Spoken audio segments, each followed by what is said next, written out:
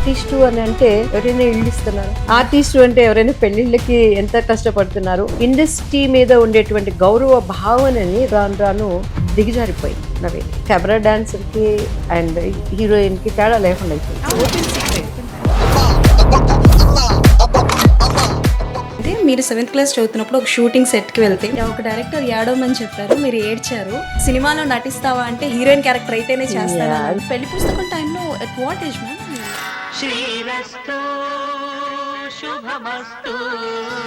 ఆడదాని వయసు మగవారి జీవితం ఆడుతుంది.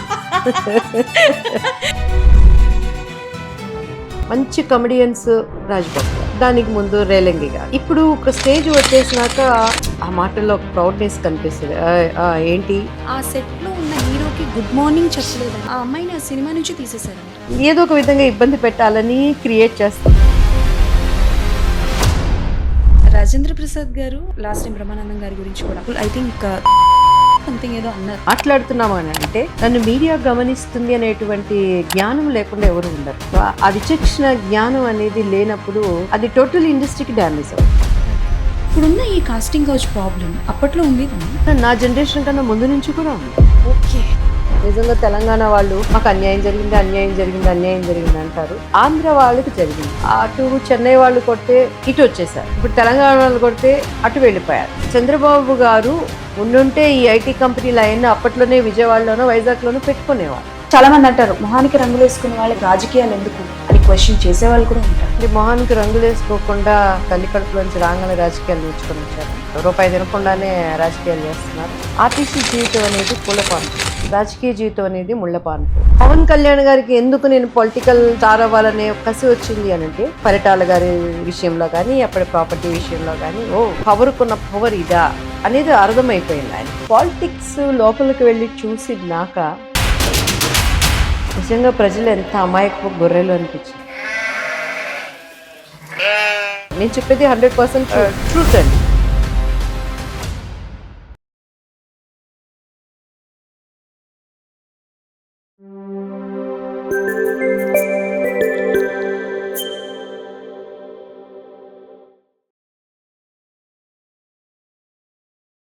హే viewers, hi, welcome to our channel. నేను మీ అంజలి.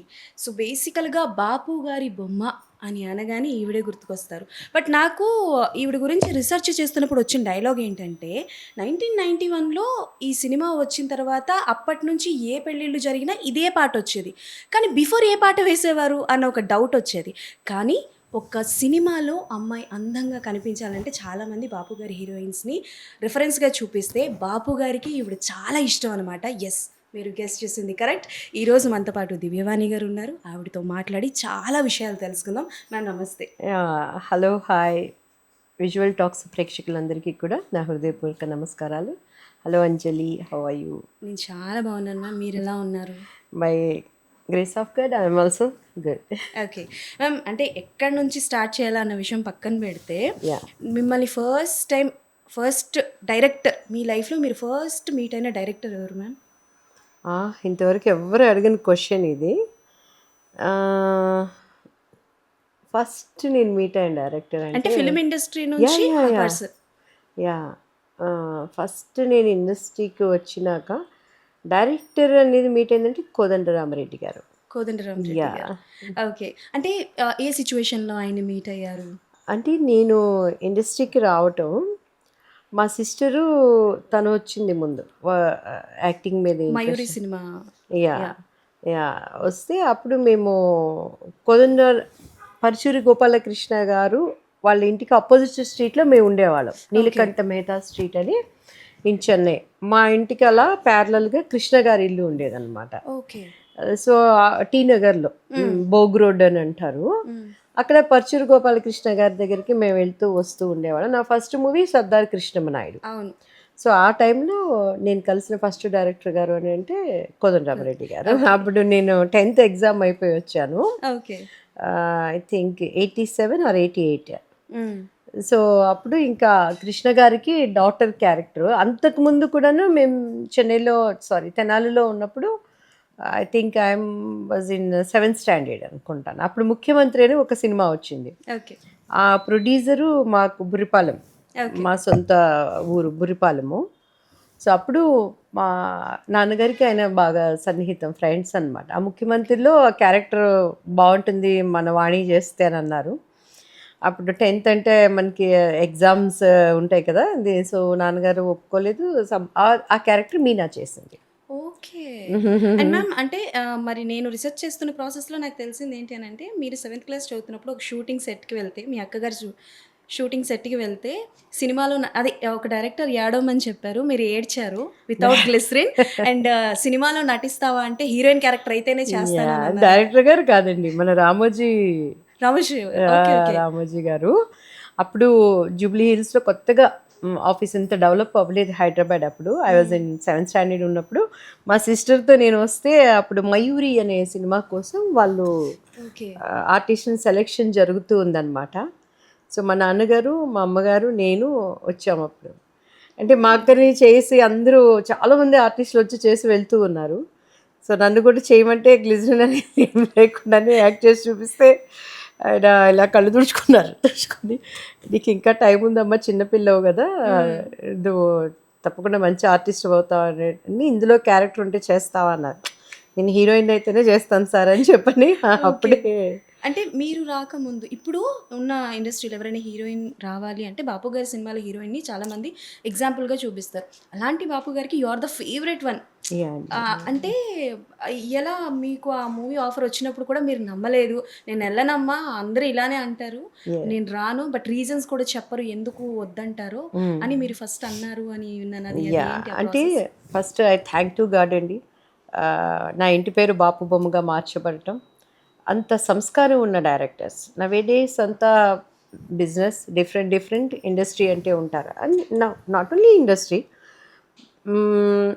ఎక్కడున్నా కూడాను కొంత అనేది సమ్ డిఫరెంట్ వేలో ఉంటుంది నవేడేస్. ఏ మీడియా మనం తీసుకున్నా కూడా సినిమా ఇండస్ట్రీ అంటే ఇలా ఉంటుందని నాకు తెలియని వయసులో నేను ఇండస్ట్రీకి రావటం జరిగింది.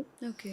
సో కొన్ని కారణాలు, మంచి మంచి అవకాశాలు నేను కోల్పోవటం, వాటికి ఎందుకు కారణాలు ఏంటి అనేది కూడా తెలియని వయసు నాది ఇన్ దట్ టైం. సో ఆ తర్వాత కొంచెం కొంచెం ఇంట్లో డిస్కషన్స్, ఈ అవకాశము మనకి పోవటము, ఓ ఇలా ఉండాలి అందరితో, మ్, సరదాగా ఉండాలి, నవ్వుతూ ఉండాలి అనే ఒక సిస్టంలో నేను పెరగలేదు. ఓకే. సో నేను ఇంకా ఇండస్ట్రీకి నేను సెట్ అవునేమో అని అనుకునేటువంటి టైంలో, ఇండస్ట్రీ మాకొద్దు అనుకునే టైంలో నాకు బాపు గారి దగ్గర నుంచి కాల్ రావటం జరిగింది. కామన్ వీళ్ళు కూడా చూస్తారు, అందరిలాగానే అంటారు, మనం కూడా ఇంకా ఈ మూవీ కూడా పోతుంది అనే ఒక ఉద్దేశంతోనే మేము వెళ్ళటం జరిగింది. అయితే ఓకే. ఎంతటి సంస్కారాలు అంటే, ఎప్పుడు కూడా బాపు గారు అంటే శరీరము ఆత్మని వేరు చేసినట్టేనండి. బాపు రమణలు. ఓకే. యా వాళ్ళు ఒక రిలేషన్, బ్లడ్ రిలేషన్ అనేది లేకపోయినా ఒక స్నేహానికి చిహ్నంగా, మంచితనానికి ఒక మారు పేరుగా, సినీ ఇండస్ట్రీలో ఒక ఆడమ్మాయికి అవకాశం ఇచ్చారంటే నిస్వార్థమైనటువంటి ఓన్లీ వర్క్ మైండ్తో. నేనైతే ఎటువంటి డైరెక్టర్స్ని చూడలేదండి. ఏ రోజు లేడీస్ దగ్గర ఒక వల్గర్ మాటలు కానీ, అండ్ డబుల్ మీనింగ్స్ వేయటం కానీ, లేకపోతే డాంబికాలు పలకటం కానీ, అన్నీ ఉన్న విస్తరాకు అణిగి మణిగి ఉంటుందనే దానికి చిహ్నంగా వాళ్ళు ఉండటం. అటువంటి డైరెక్టర్స్ దగ్గర నేను ఒక 3 మూవీస్ వర్క్ చేయటం, అండ్ ఆ స్టాంప్, బాపు గారి స్టాంప్ అనేది నాకు పడటం అనేది నిజంగా ఐ థ్యాంక్ టు గాడ్. అంటే పెళ్లి పుస్తకం టైంలో అంటే మీ డేట్ ఆఫ్ బర్త్ అనేది మా ఎవ్వరికీ తెలీదు. బట్ పెళ్లి పుస్తకం టైంలో ఎట్ వాట్ ఏజ్ మ్యామ్ మీరు చేసింది? ఆడదాని వయసు మగవాడి జీవితం ఆడతారు.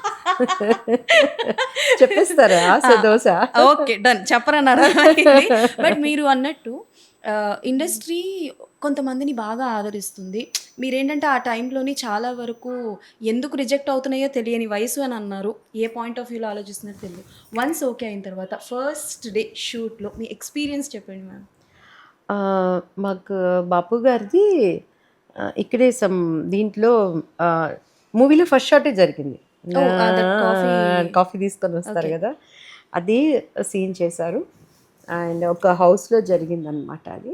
అప్పటి వరకు స్క్రీన్ టెస్ట్ అట్లా ఏం లేదు, జస్ట్ ఒడ్డు పొడుగు బాగుంది అమ్మాయి, ఆ హెయిర్ మీ ఓన్ హెయిర్ అని అడిగారు. అవునండి అన్నాను. ఇప్పుడు ఎలా ఉన్నారో అట్లనే ఉండాలి, మేకప్ అంతా వద్దు, నో విగ్స్ అవన్నీ పెట్టకూడదు అన్నారు.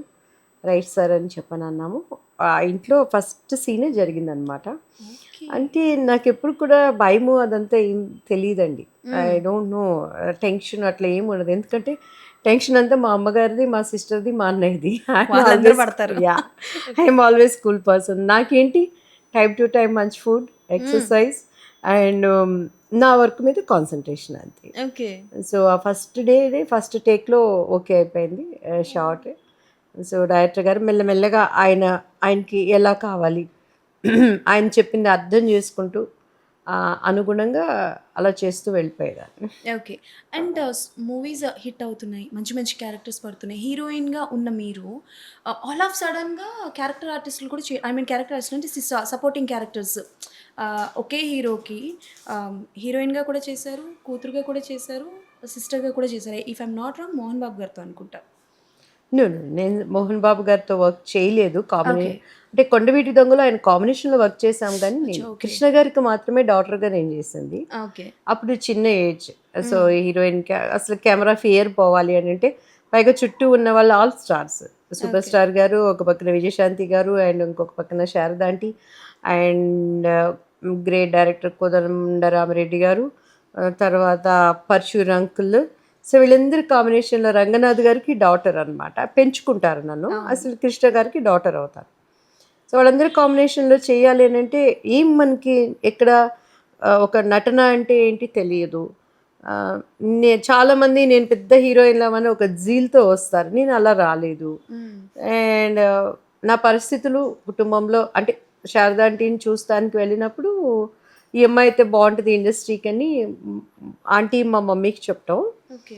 సో ఇమీడియట్గా ఫోటోలు అవి అప్పట్లో ఆల్బమ్ తయారు చేస్తే అందరూ రాధిక, విజయశాంతి అండ్ పాత యాక్టర్ బి సరోజాదేవి, సావిత్రి గారు అలా ఉన్నాయి. ఒక్కొక్క దాంట్లో ఒక్కొక్క ఫేస్ కట్స్, రజిని అని చెప్పని అది వెళ్ళటం ఆల్బమ్ అప్పట్లో ఎస్పి వెంకన్న బాబు గారని ఆయన అందరి డేట్స్ చూసేవాళ్ళు, ఆయన దగ్గరికి వెళ్ళటం. సో ఇమ్మీడియట్గా మాకు చూసిన వెంటనే ఈ అమ్మాయి అయితే బాగుంటుంది అన్నప్పుడు అట్లీస్ట్ అసలు ఆ ఫియర్ పోవాలి, తను చేయగలుగుతుందా లేదా అనే ఒక ఆసక్తితో అది ఒప్పుకోవటం జరిగింది. నో సర్దార్ కృష్ణ. ఓకే. ఇక ఆ తర్వాత క్యారెక్టర్స్ రావటానికి కొంచెం కష్టపడ్డాం చాలా. తెలియదేముంది, ఒక బ్యాక్ బోన్. గాడ్ ఫాదర్ అనేది ప్రతి ఒక్కరికి ఒక్కొక్కళ్ళు ఉంటారు. మాకెవరు గాడ్ ఫాదర్ లేరు. సో మా మమ్మీ గారు, ఆమె ప్రయత్నము అండ్ నా టాలెంటే నన్ను ఈ స్థితికి తీసుకొచ్చింది. And that's true ma'am. అంటే చెప్పా కదా పెళ్లి పుస్తకంలో ఒక్కొక్క ఎక్స్ప్రెషన్స్ అంటే మైండ్ బ్లోయింగ్. ఇప్పుడు కూడా నేను పెళ్లి పుస్తకం సాంగ్ ఒకటి చూస్తుంది. There was a shot Rajendra Prasad గారు ఇట్లా టై చేసిన తర్వాత ఒక గిల్తారు. అంటే చిన్న చిన్న ఉంటాయి కదా. ఇప్పుడున్న ఆర్టిస్టులు ఏంటంటే కొంచెం లీనియన్స్ తీసుకొని డైరెక్టర్ చెప్పకపోయినా చేస్తారు. బట్ బాపు గారి విషయానికి వచ్చేసరికి డైరెక్షన్ టైంలో ఆయన చెప్పేవారా, చిన్న చిన్న మెలికలు కూడా చెప్పేవారా, లేకపోతే కొంచెం లీనియన్స్ తీసుకొని మీరు రాజేంద్ర ప్రసాద్ గారు చేయడం లాంటిది? అది 100% మనకు తెలియకుండా బాడీలో కొన్ని వచ్చేస్తాయి అంద షార్ట్. బట్ బాపు గారు ఏంటంటే చెప్పటం కాదు, ఆయన చేసి చూపిస్తారు. ప్రతిదీ ఇలా కావాలని చేసి చూపిస్తారు. ఎస్పెషల్లీ సార్ వేసినటువంటి ఆ ఆర్ట్ ఉంటుంది చూసారా, ఆయన ప్రతిదీ స్క్రిప్ట్ అంతా ఆయన వేసేసుకుంటారు. ఈ సీన్కి ఇలా ఉండాలి, భామ ఇలా చూస్తుంది అంటే కళ్ళ భామ, బొంగమూతి అంటే మూతి ఇలా పెట్టుకుని ఉంటాం. ఆయన వేసే ఆ ఒక ఆర్ట్లోనే ఎంతో కళ రంగరించి ఉట్టిపడుతూ ఉంటుంది. ఆయన వేసిన బొమ్మల్లో 10% మనం ఎక్స్ప్రెషన్ ఇచ్చినా కూడా అవార్డ్ ఆర్టిస్ట్ అయిపోతాం. సో నేను మెల్లగా షార్ట్లో అప్పుడు మాకు అసిస్టెంట్ డైరెక్టర్స్ వాళ్ళందరూ ఉండేవాళ్ళు, మెల్లగా తీసి చూస్తూ ఉండేదాన్ని ఖాళీ టైంలో సార్ దగ్గర నుంచి తీసుకొని. సో ఇంకా వర్క్ మైండేనండి. నో అదర్ డైవర్షన్ అనేది ఉండదు. రాజుగారు ఆల్మోస్ట్ కెమెరామ్యాన్, అన్ని మూవీస్కి ఆయనే ఉంటారు. అంటే ఆ బాండీస్ అనమాట. ఒక్కసారి ఒక కెమెరామ్యాన్, ఒక ఆర్టిస్ట్ అంటే వాళ్ళతో జర్నీ అంతా ఒక లైక్ ఒక ఫ్యామిలీ లాగా వెళ్తారు.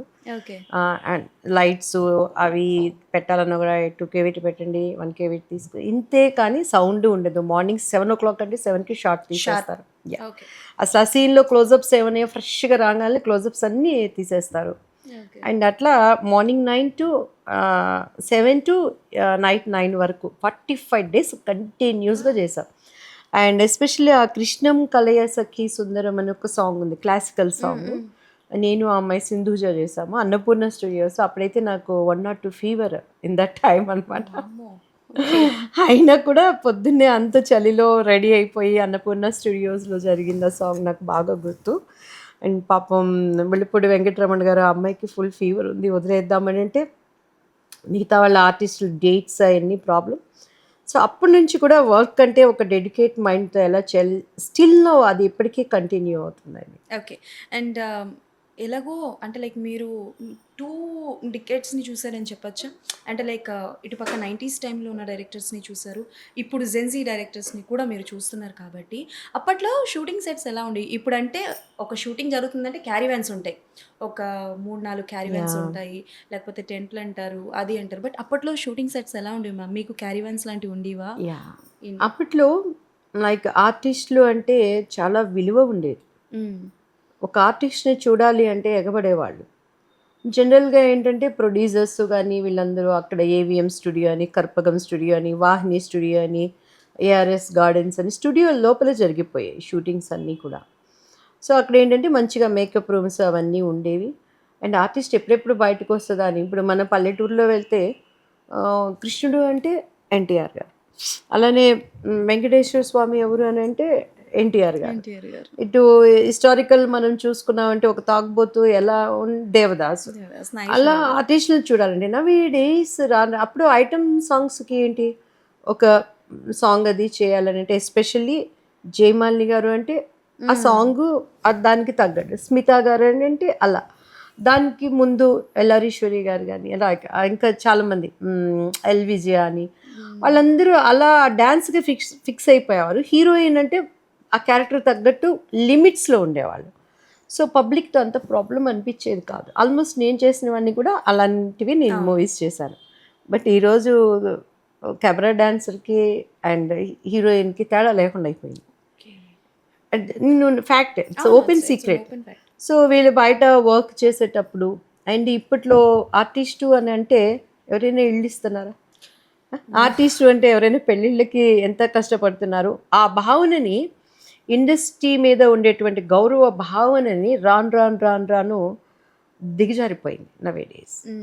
సో ఇటువంటి సిచ్యువేషన్లో ఈ క్యారివాన్స్ ఇవన్నీ అంటే ఇప్పుడు సో ఆ సిచ్యువేషన్లో ఉన్నారు కాబట్టి పబ్లిక్ నుంచి ఎస్కేప్ అవడానికి క్యారివాన్స్ కాదు ఒక ఆర్టిస్ట్ హీరోయిన్ వస్తుంటే చుట్టూ ఒక 5-6 బౌన్సర్లు కూడా ఉండాలి. ఆ బాధలన్నీ కూడా ప్రొడ్యూసరే భరించాలి. అవును.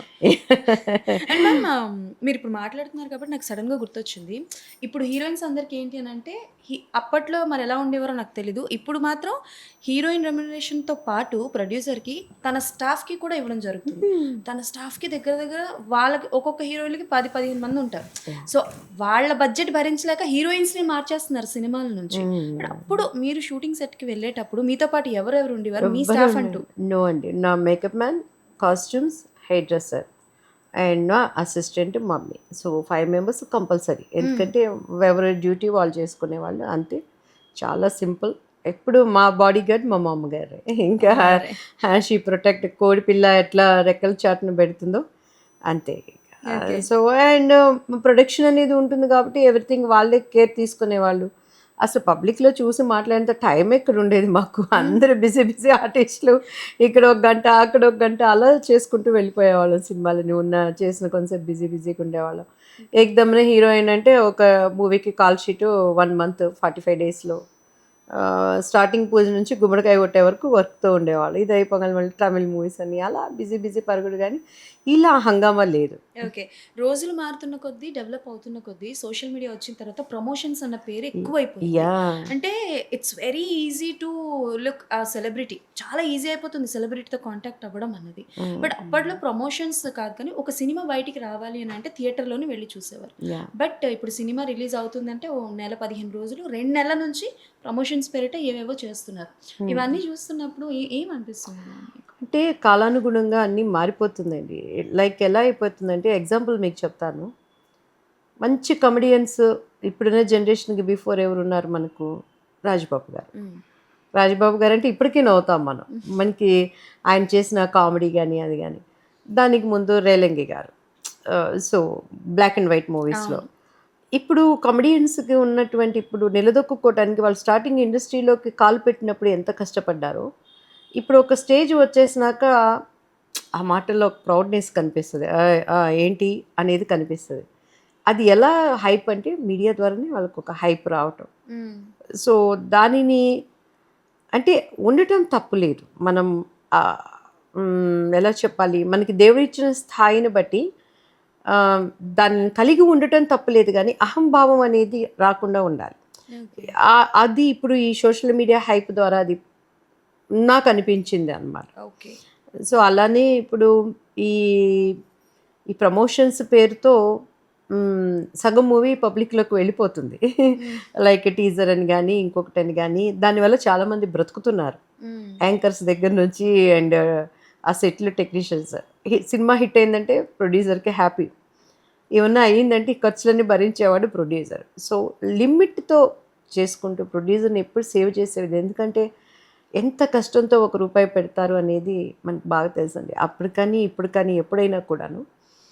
సో అది హంగామా అనేది తగ్గించుకొని తీసుకువెళ్ళే స్థితి ఉంటే బాగుంటుందని అనిపిస్తుంది. బట్ ఇప్పుడు ట్రెండ్ అంతా మారిపోయింది కాబట్టి ట్రెండ్కి తగ్గట్టు అంతే చేసుకుంటూ వెళ్ళిపోతుంది. అండ్ మ్యామ్, అంటే ఉన్నది ఉన్నట్టు మీరు మాట్లాడతారు, ఏదైనా ముక్కుసూటుగా ఉండే మనిషి మీరు. బట్ నేను విన్నది ఎంతవరకు నిజం మ్యామ్ అంటే, లైక్ కొన్ని మూవీ ఆఫర్స్ అన్నవి ఎందుకో తెలియకుండా స్కిప్ అయిపోయాయి అని.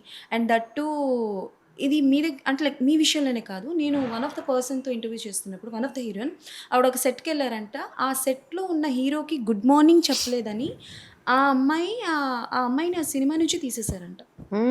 సో ఇవన్నీ ఈజ్ ఇట్ ట్రూ మ్యామ్? ఇలాంటివి మీతో కూడా అయ్యాయా?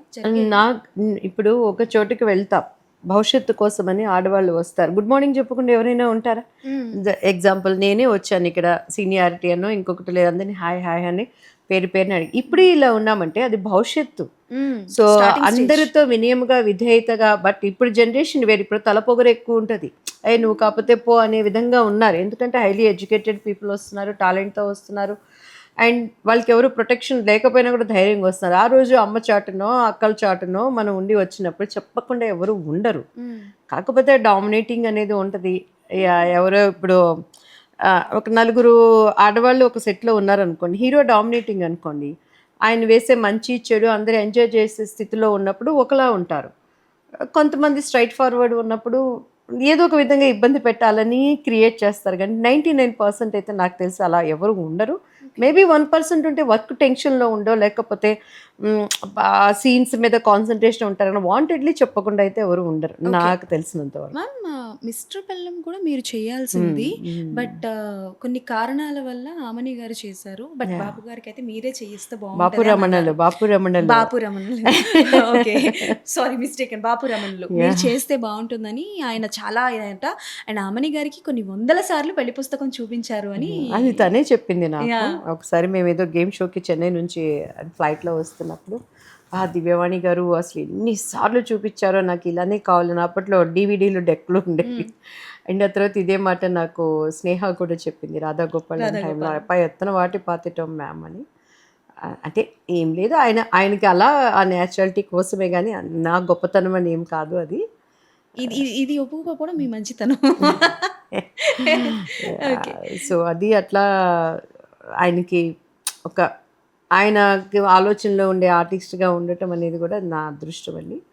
సో కొన్ని కారణాల వల్ల అది మిస్టర్ పెళ్ళం చేయలేకపోయాయి. ఓకే, రాధాగోపాలం గురించి ఎలాగో టాపిక్ వచ్చింది కాబట్టి, ఆయన సినిమాలో లీడ్గా చేసిన మీరు రాధాగోపాలంలో ఒక క్యారెక్టర్ చేశారు. బట్ అప్పుడు యు ఆర్ వెరీ ఓవర్ వెయిట్లో ఉండేవారు కదా. సో ఏంటి మ్యామ్, ఎందుకు? అంటే నథింగ్, నాకు డెలివరీ అయిపోయింది, 2 బాబు పాప, సిజరీన్ అయింది. జనరల్గా కొంచెం రిలాక్స్ అయిపోతాం కదా, సో అలా పుట్టాన్ అయ్యాను అనమాట. మా బాబు ఫస్ట్ బర్త్డేకి సార్ని ఇన్వైట్ చేద్దామని నేను చెన్నైలో మైలాపూర్లో ఉంటుంది సార్ వాళ్ళ ఇల్లు, అక్కడికి వెళ్ళినప్పుడు చూసారు, బొద్దుగా ఉన్నా కూడా బాగుంది దివ్యవాణి. నా కోసమనే వెంకటరమణ గారు ఆ క్యారెక్టర్ని రాశారు. ఆయనే రచయిత కదా, రైటర్ బాపు రమణ గారు. సో ముళ్ళపూడి వెంకటరమణ గారు కాసులమ్మ అనే క్యారెక్టర్ రాసి, ఇది చెయ్యమ్మ బాగుంటుందని. వేణుమాధవ్ గారు ఏంటంటే నేను ఎలా అని చాలా స్ట్రగుల్ అయినప్పుడు, సో మా ఇంట్లో అదే అన్నారు, సౌందర్య బాగా పీక్ టైంలో ఉన్నప్పుడు బాబు మోహన్ అంకుల్తో ఆమె ఒక సాంగ్ చేసింది. అండ్ మిగతా మా జనరేషన్లో ఆర్టిస్టులు కూడా ఆలీతో అందరితో చేశారు. సో ఇది రీఎంట్రీలా కదా, ఆయన అడిగారు అని అంటే ఇంకా నో అని చెప్పడానికి ఉండకూడదు అనే ఉద్దేశంతో చేయటం జరిగింది. అందులో శ్రీకాంత్ హీరో. అప్పుడు నా లాస్ట్ మూవీ తనతో నేను చేసింది దొంగ రాస్కెల్ మూవీ. సో అప్పుడు కూడా after long time single take వెళ్తా ఉంటే శ్రీకాంత్ అమ్మ బాబోయ్ యాక్టింగ్ మర్చిపోలేదు అని అన్నాడు. నేను అదే చెప్పాను, డ్రైవింగ్, స్విమ్మింగ్, యాక్టింగ్ మర్చిపోతాం కుదరదండి, అవి బాడీలో ఉండిపోతాయి. వావ్! అంటే ఒకప్పుడు హీరోయిన్‌గా చేసి కొంచెం బ్రేక్ వచ్చిన తర్వాత మళ్ళీ ఇలా రావడం అనేది కొంతమంది చాలా హెసిటేటెడ్‌గా ఫీల్ అవుతారు. ఎలా తీసుకుంటారు? అంటే ఇప్పటికి చాలామందికి ఆ పాటని కావచ్చు, మీ కళ్ళు స్పెషల్లీ చాలామందికి గుర్తుంటాయి. ఎలా తీసుకుంటారో జనాలని ఆ ఇన్‌సెక్యూర్ ఉండేదా మ్యామ్ రిలీజ్ అప్పుడు? అంటే ఇన్సెక్యూర్ కాదు కానీ సాటిస్ఫాక్షన్ తక్కువ ఉంటుంది. Full okay. ఫ్లెడ్జ్ హీరోయిన్గా చేసినప్పుడు ఉన్న సాటిస్ఫాక్షను క్యారెక్టర్గా చేసినప్పుడు ఎప్పుడు ఉండదు యాజ్ ఎ ఆర్టిస్ట్గా. కానీ కొన్ని కొన్ని టైం ఏంటంటే మనకి ప్రొడ్యూసర్స్తో మనకున్న సన్నిహితం కానీ, లేకపోతే సమ్ టైమ్స్ మనకి ఖాళీగా ఉన్న ఒక ఏజ్ వచ్చింది కదా, ఇది చేస్తే ఏమవుతుంది అనే ఒక సిస్టంలో కానీ, అప్పుడు ఉన్నట్లుగా ఇప్పుడు హీరోయిన్ ఫుల్ ఫ్లెడ్జ్ రావాలంటే ఇట్ విల్ టేక్ టైం. హ్మ్. సో అలా కాకుండా ఏదో ఒకటి మనం చేస్తూ ఉంటున్నప్పుడు ఆటోమేటిక్గా టైం కలిసి వస్తుంది. సో ఇప్పుడు ఎగ్జాంపుల్ ఈరోజు ఈ ఛానల్ పెట్టారు, రెడ్డి గారు మాకు మంచి ఫ్యామిలీ సన్నిహితం పెట్టేటప్పుడు మేము మాట్లాడాం. దీని స్టార్టింగ్లోనే మిగతా ఛానల్స్కో సుమన్ టీవీలో ఇంకోలాగా వెళ్ళాలనుకుంటే step by step step by step yes. వెళ్తాం it will take some time. Some time. So అట్లని మనకి ఆ టైం ఆర్టిస్ట్ అనేవాళ్ళు ఇప్పుడు నవే డేస్ ఉన్న ప్రతి అవకాశాన్ని ఉపయోగించుకుంటూ ఉంటున్నప్పుడు ప్రేక్షకులకి మనం చేరువుగా ఉంటాం. టక్కున ఎప్పుడు ఎట్లా ఏ బ్రేక్ వస్తుందో మనకు తెలియదు. అండ్ నేను చేసింది ఆఫ్టర్ మ్యారేజ్ కొన్ని మహానటి కానీ, మహానటి అంటే అక్కడ నేను అశ్విని దత్ గారు అండ్ నాగి అశ్విన్ గారు వాళ్ళని చూసి చేశాను. కానీ లోపలికి వెళ్ళిపోయినాక సైలెంట్గా ఉండే క్యారెక్టర్ మదర్, బట్ ఉన్న ఆర్టిస్టులు భానుప్రియ గారు కూడా చేశారు, ఆమె ఎన్ని మూవీస్ అవును. చేసి కూడా. సో మహానటి అమ్మాయి అండ్ రాజేంద్ర ప్రసాద్ గారి తర్వాత కొంచెం చెప్పుకోదగినదంటే నా క్యారెక్టరే ఉంటుంది. హ్మ్. కానీ సాటిస్ఫాక్షన్ అయితే 100% ఉండదు. కొన్ని కొన్నిసారి అప్లికేషన్స్ తప్పదు, చేయక తప్పదు. ఓకే. అండ్ రాజేంద్ర ప్రసాద్ గారు అంటే like he is a different person అనే చెప్పాలి. అంటే ఇప్పుడిప్పుడు కొంచెం కాంట్రవర్సీస్ అవి జరుగుతున్నాయి అని లైక్ ఈవెంట్స్‌లో మాట్లాడే పద్ధతి కావచ్చు అది. యా అంటే లైక్ లాస్ట్ టైం బ్రహ్మానందం గారి గురించి కూడా అంటే ఆయనకున్న సన్నిహితం వల్ల మాట మాట్లాడడం కావచ్చు. బట్ నలుగురు ముందు ఆ మాట అనేసరికి ఫర్ ఎగ్జాంపుల్ ఐ థింక్ దొంగ ముండా కొడుకో సంథింగ్ ఏదో అన్నారు. అనడం అది ఆయన ఏంటంటే ట్రోల్‌కి గురయ్యారు. బట్ ఆన్ సెట్స్ ఉండేటప్పుడు దోస్ డేస్ ఎలా ఉండేవారు ఆయనతో షూటింగ్ టైంలో? Is there anything special about Rajendra Prasad garu? And Rajendra Prasad గారు అప్పుడు టైంలో ఆయన చాలా బిజీ ఆర్టిస్ట్ అండి. హ్మ్. అన్ని సినిమాలు ఇప్పుడు సంవత్సరానికి నాకు తెలిసి ఆయన 9-10 సినిమాలు చేసుకునేవాళ్ళు. ఎక్కడ టైం ఉండేది కాదు ఇట్లా మాట్లాడుకోవటానికి ఇంత అవకాశం. సెట్లో ఉన్నప్పుడు జోయల్గా ఉంటారు. ఇక వీళ్ళు అలా మాట్లాడుకోవటం అనేది క్వైట్ కామన్, వాళ్ళు మగవాళ్ళు అండ్ ఉన్న సన్నిహితాన్ని బట్టి అలా అనుకోవటం. అందులో అప్పుడు బ్రహ్మానందం గారు వాళ్ళందరూ ఏంటంటే అప్కమింగ్ స్టేజ్, హ్మ్. ఈయన ఒక కమెడియన్గా మంచిగా ఎస్టాబ్లిష్ అయిపోయి ఉన్నారు. కానీ ఇప్పుడు అసలే ఇండస్ట్రీ అంటే అందరికీ చులకన భావన అయిపోయింది. డ్రగ్స్ విషయంలో కానీ, ఇప్పుడున్న మీడియా కానీ, జరుగుతున్న వాటిని బట్టి మాంసం తింటున్నారని బొనికిలు మెడలో వేసుకో హ్మ్. కదా. ఈరోజు మన ఇంట్లో మటన్ కూర తిన్నామంటే మా ఇంట్లో మాంసం తినేసామని ఆ బోన్స్ అన్ని దండ చేసుకొని మెడలో వేసుకో. ఓకే, వేసుకోరు. హ్మ్. అలానే ఈరోజు ఒక ఫంక్షన్కో మనం ఉన్నాము అక్కడ మాట్లాడుతున్నాము అని అంటే నన్ను మీడియా గమనిస్తుంది అనేటువంటి జ్ఞానం లేకుండా ఎవరు ఉండరు. అక్కడ అయితే బ్రహ్మానందం గారు కావచ్చు, ప్రసాద్ గారు కావచ్చు, రేపు నేను కావచ్చు, ఇంకొకరు కావచ్చు, ఒక సభ్యత అనేది మర్యాద తీసుకురావు. నాలుగు గోళ్ల మధ్య మనం ఏమనుకున్నా కూడా నువ్వు పక్కన ఆర్టిస్ట్ని ఓ ఏమే అంటావు అని కానీ, లేకపోతే ఇలా నువ్వు చెడ్డ మాటలు అంటావని కానీ పబ్లిక్కి తెలియదు కదా. హ్మ్. హ్మ్. సో నేను మాట్లాడేది పబ్లిక్ ద్వారా అందరికి వెళ్ళిపోతుంది అనేటువంటి కాన్షియస్ లేకుండా మాట్లాడుతున్నారా మాట్లాడేవాళ్ళు. హ్మ్. సో ఆ విచక్షణ జ్ఞానం అనేది లేనప్పుడు అది టోటల్ ఇండస్ట్రీకి డ్యామేజ్ అవుతుంది. ఓకే. ఇండస్ట్రీ వచ్చి ఎవరమ్మా ఇంట్లో సొత్తు కాదు, ఇది అందరూ మన గౌరవ మర్యాదలు కాపాడుకోవాల్సినటువంటి విషయం ఇది. అవును. అండ్ ఈవెన్ మీరు చెప్పినట్టు చాలా ఆతృతగా చాలామంది చూస్తూ ఉంటారు. ఎక్కడెక్కడ దొరుకుతారా? ఎక్కడెక్కడ చెప్దామా అని. అండ్ మన ఇండస్ట్రీ అనగానే చాలామంది ఏంటంటే మాట్లాడేవి రెండే 2 విషయాలు. మీరన్నట్టు ఇందాక డ్రగ్స్, ఇంకోటి కాస్టింగ్ కౌచ్ గురించి మాట్లాడతారు. మ్యామ్ అంటే ఇప్పుడు ఇండస్ట్రీలో రావాలి ఇట్స్ వెరీ ఈజీ రావడం. ఓకే ఒక వీడియో చేసామా ఇన్స్టాగ్రామ్లో అప్లోడ్ చేసామా ఎవరైనా డైరెక్టర్ చూసి ఈజీగా రమ్మంటారు. బట్ అప్పట్లో మీరు అన్నట్టు ఒక ఆల్బమ్ అది ఉండేది. బట్ ఇప్పుడున్న ఈ కాస్టింగ్ కౌచ్ ప్రాబ్లం అప్పట్లో ఉండేదమ్మా? అప్పట్లో కన్నా నా జనరేషన్ కన్నా ముందు నుంచి కూడా ఉంది. ఓకే. నాట్ ఓన్లీ ఇండస్ట్రీ అనేసరికి నాకు అదే చాలా బాధ అనిపిస్తుంది. ఇప్పుడు ఒక పర్సన్ డాక్టర్ చదవాలనుకోండి అండ్ అమ్మాయికి ఏం ప్రాబ్లమ్స్ ఉండవు అక్కడ. పీక్స్లో ఉంటాయి. ఆ అమ్మాయికి డాక్టర్స్తో కానీ ఉన్న వాళ్ళతో కానీ ఎన్ని ప్రాబ్లమ్స్ లేవు. కాలేజీలో చదువుకునే వాళ్ళ పిల్లలకు లెక్చరర్స్తో ప్రాబ్లమ్స్ లేవా? ఎక్కడైనా ఉంటాయి. ఈరోజు మీ సోషల్ మీడియాని తీసుకుందాం. ఈరోజు ఇక్కడ ఉందంటే ఒక లేడీ వచ్చిందంటే ఎప్పుడు వేరే థాట్స్తో ఉండేవాళ్ళు ఉంటారు. అది ఇండస్ట్రీలో ఏంటంటే ఆ క్యారెక్టర్ అవకాశాల కోసం ఇలా కూడా ఉంటే ఇంకా బెటర్ ఉంటాయి అనేది. ఒక్కొక్కసారి పెద్ద హీరోలు డామినేటింగ్ ఉంటారు. వాళ్ళకన్నిటికీ అనుగుణంగా ఉందంటేనే హీరోయిన్ క్యారెక్టర్స్ అంటారు. అది మన ఇష్టం. చేస్తే నువ్వు కాంప్రమైజ్ అయితే చేస్తావు, కాంప్రమైజ్ అవ్వకపోతే చేయవు. అంతేగాని బలవంతంగా ఎవరు కాళ్ళు చేతులు. ఈరోజు దివ్యవాణి మంచి artist, single take artist and ఒడ్డు పొడుగు అంతా ఉంది. నేను ఎందుకో ఆ పెద్ద పెద్ద హీరోల స్థాయికి వెళ్ళలేకపోయినా నాకు మాత్రమే తెలుసు. అలాని నేను దాన్ని చులకన చేసి మాట్లాడటం పద్ధతి కాదు. ఇండస్ట్రీని నేను ఎప్పుడు తగ్గించి మాట్లాడిన. ఎవరి అభిప్రాయాలు వాళ్ళ ఇష్టం. నాకు నచ్చలేదు అక్కడ ఉన్న పరిస్థితులు, నేను ఆ క్యారెక్టర్ చేయలేదు, దట్స్ ఆల్, క్లోజ్ అయిపోయింది. అలా అని చెప్పని దీనిని ఫోకస్ చేసి మాట్లాడుతున్నప్పుడు ఇండస్ట్రీ మీద ఒక ఏహభావం వస్తుంది చాలామందికి. ఒక్కొక్కసారి సాఫ్ట్వేర్ కంపెనీలు ఉన్నారు, పెద్ద పెద్ద వాళ్ళు ఉంటారు. వాళ్ళు ఒక మంచి ఫ్యామిలీ లాగా వెళ్తూ ఉంటారు. ఎవరికి నచ్చితే రెండు చేతులు కలిస్తేనే చప్పట్లు వస్తుంది. అంతేగాని నా ఇండస్ట్రీ ఎప్పుడూ ఆదరిస్తుంది. అండ్ ఆ టాలెంట్ ఉన్న వాళ్ళకి దేవుడు ఏదో ఒక రూపాయన చిన్న దాంట్లో అయినా సరే ఒక వేయిస్తాడు. ఒకళ్ళు తొక్కాలి దీనివల్ల అనుకున్నప్పుడు వాళ్ళకు ఉన్నటువంటి ఆ యొక్క టాలెంట్ని కానీ ఎన్నో ఆశలతో వచ్చిన వాళ్ళని మనం మనసులో ఇబ్బంది పెట్టామనుకోండి, దానికి పర్యవసానం ఏదో ఒక విధంగా దేవుడు మళ్ళీ దాన్ని వాళ్ళకి చూపిస్తారు. ఈరోజు ఎంతోమంది పెద్ద పెద్ద డైరెక్టర్స్ కూడా అడ్రస్ లేకుండా అయిపోయారంటే కారణం ఇంకొకరిని ఎక్కడో వాళ్ళు కష్టపెట్టి ఉంటారు. ఓకే మ్యామ్, అంటే మీ పేషెన్స్ ఏ లెవెల్లో ఉంటుందంటే ఎన్ని టేక్స్ అయినా సరే ఆ టేక్ ప్రతిసారి మీది కరెక్ట్ అవుతూనే ఉంటుంది.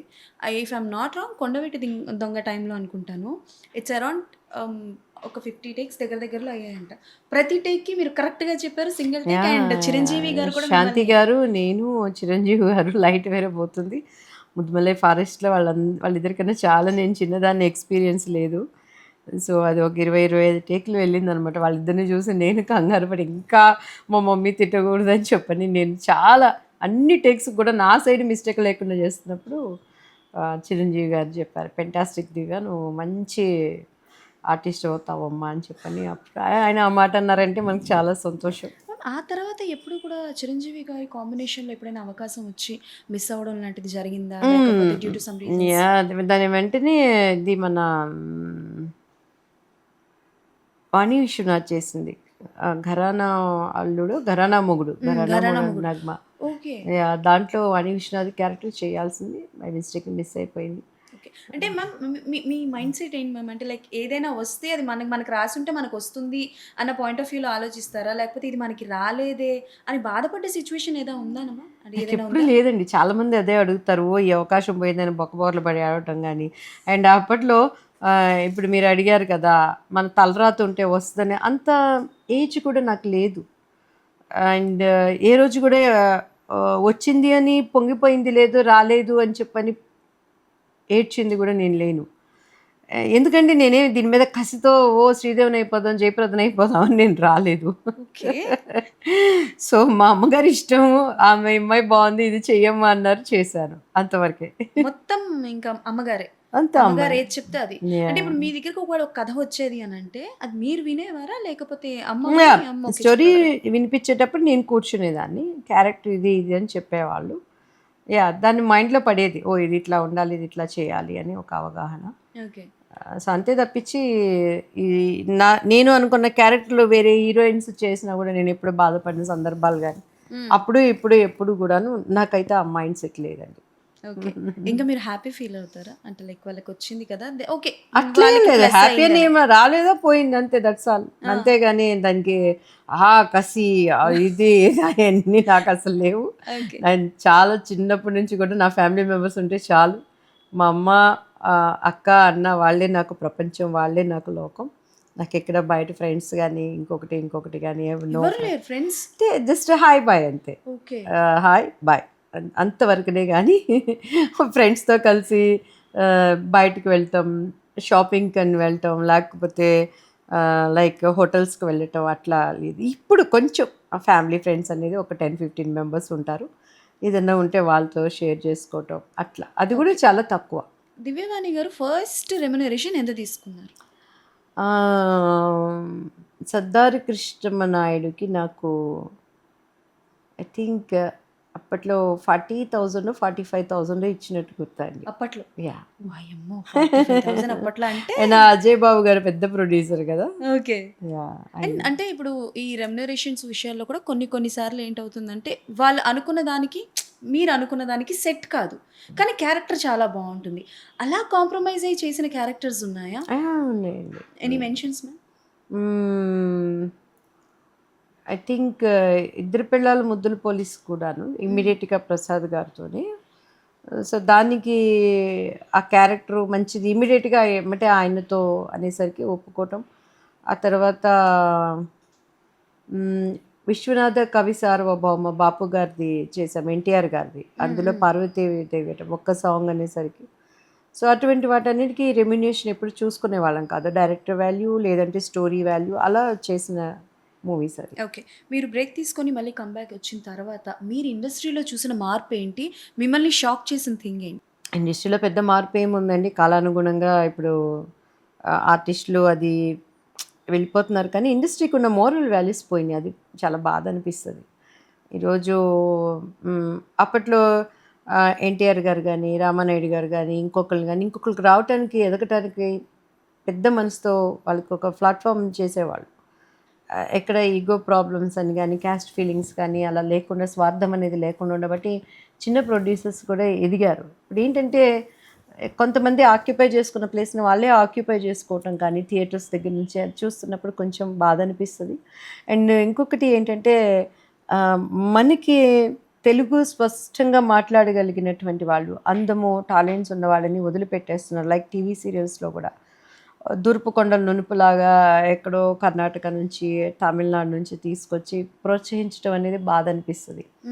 నేను మన పిల్లల్ని మనమే టాలెంట్, ఒక వాణిశ్రీ వచ్చిందంటే, ఒక సావిత్రి వచ్చిందంటే, ఒక లైక్ భానుమతి గారు వచ్చారు అని అంటే, జయప్రద వచ్చింది అంటే, వీళ్ళంతా మన తెలుగు నేటివిటీ కలిగిన వాళ్ళు.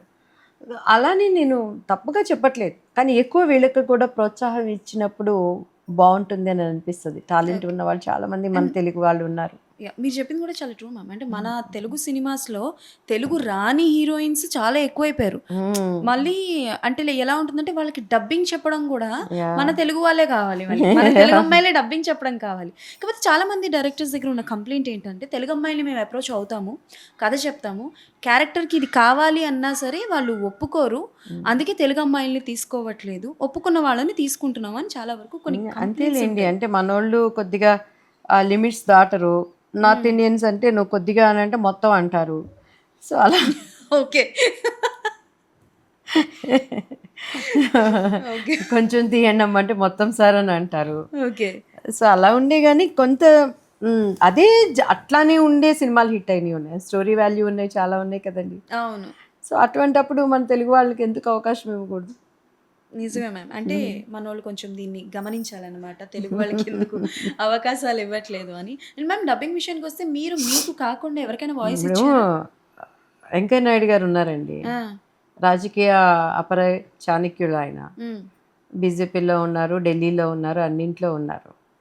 మన రామోజీరావు గారిది ఈటీవీది అంతా మనందరం చూసాం. యాంకర్ సుమా గారు ఇంగ్లీష్లో స్పీచ్ దంచి మొత్తం అయింది, దీనికి మైక్ ఇచ్చారు, తెలుగు భాషను గౌరవించండి, తెలుగులో మాట్లాడండి, తెలుగు మీద క్లాస్ బీగారు. ఆటోమేటిక్గా అందరూ మళ్ళీ తెలుగులో మాట్లాడారు, స్పీచ్లు అంది తెలుగులో ఇచ్చేశారు. ఒక భాషకి అంత వాల్యూ ఇచ్చినప్పుడు ఒక ఆర్టిస్ట్కి, మన తెలుగు నేటివిటీకి, మన గడ్డ మీద పుట్టిన వాళ్ళకి బ్రతికించండి, వాళ్ళకి అవకాశాలు ఇవ్వండి అని అడగటంలో తప్పలేదు కదా. అస్సలు తప్పలేదు అది.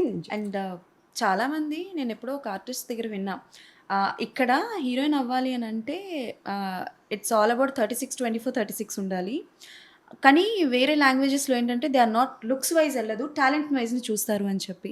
నాకు కరెక్ట్‌గా ఆర్టిస్ట్ పేరు గుర్తు రావట్లేదు. ఎనీ ఒక షోలో నుంచి చెప్పడం జరిగింది.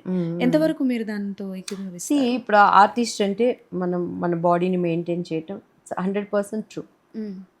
ఆ క్యారెక్టర్ ఏ క్యారెక్టర్ అయినా సరే హీరోయిన్ అంటే ఇలా ఉండాలి అనే ఒక విధంగా ఉండటం అది అన్ని విధాలు కూడా సాంగ్స్కి కానీ రేపు ఒక గ్లామర్కి కానీ అన్నింటికీ ఇట్స్ గుడ్. అండ్ ఇది అవతల ఆర్టిస్ట్ ఇలా ఉంటారు అంటే వాళ్ళ బాడీ నైజం అది.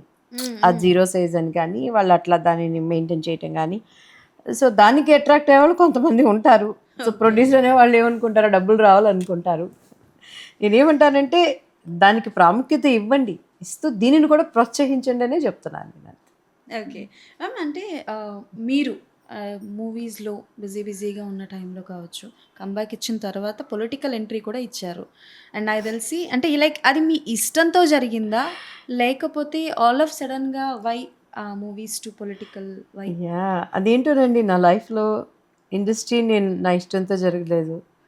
నా మ్యారేజ్ కొన్ని అనుకోకుండా అది అలా ఒక కలలాగా జరిగిపోయింది.